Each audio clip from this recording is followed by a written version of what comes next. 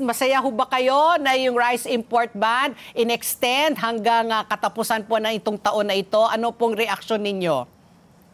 Well, una sa lahat, huli na eh. Huli na. Kasi ang intention nitong rice import ban, since hindi mo na papapasukin yung imported na bigas, Oo. lalakas yung di ba? Yung Opo. demand for local palay. Hindi naman po tumaas yung yung presyo ng palay. Tsaka ikalawa, halos ko na po siguro by this time baka more than 80% na po ng palay ay naani na.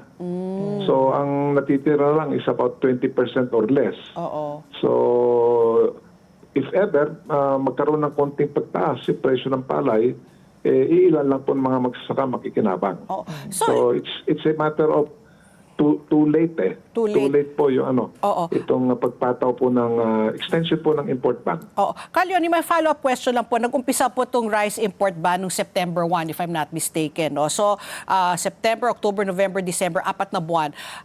Kung ginawa nito mas maaga, sabihin natin first or second quarter po, would it have made an impact? Kasi sabi mo nga, it was too late eh. So, was it the timing? Dahil po, sabi nyo nga, patapos na yung ani, no? Yung anihan season, 80% na po ay naani. So, kung ginawa nila ito na mas maaga, mas mararamdaman pa ho kaya natin yung pagbaba po ng presyo ng bigas? Tama kayo. Actually, dapat yung mga ganyan, dapat in-announce na po yung import ban na yan as early as June or July.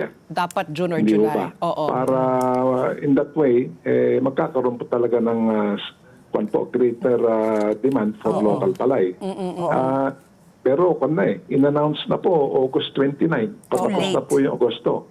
Too late na Tapos, po yun. ikalawa din po, although on paper, ang ban on temporary ban sa mga importasyon ng bigas ay nag-umpisa dapat noong September.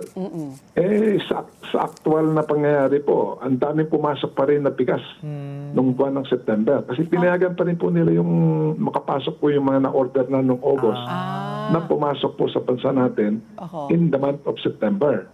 So much so that ang import volume, yung pumasok po na import price sa September na supposed to be umpisa ng import ban period, ang laki, 340,000 metric tons of ang pumasok pa rin. Wow. So parang almost in effect, the same volume as nung previous month na wala pang Ngayon, gayon pa man, nung in-announce po yung import ban na mag-take effect daw noong September, nagkaroon ng, for a certain, maybe for about a few days, nagkaroon ng konting pagtaas yung presyo ng palay, pero hindi po nagtagal. Bakit Wala po? pa yata isang linggo, bumalik na naman sa dating mababang presyo. Why is that so po, Kalyoni? Bakit ilang araw Sobra lang? kasi pumasok na imported rice. Kasi supposed to be, ayon sa mga data na pinakita sa amin, ang atin pong talagang kinakailangan angkatin para matugunan yung ating yung kakulangan sa bigas. Sa bigas. Oo. On a yearly basis, mga 2.7 million metric tons. Ang pumasok po nung 2024, 4.8 million metric tons.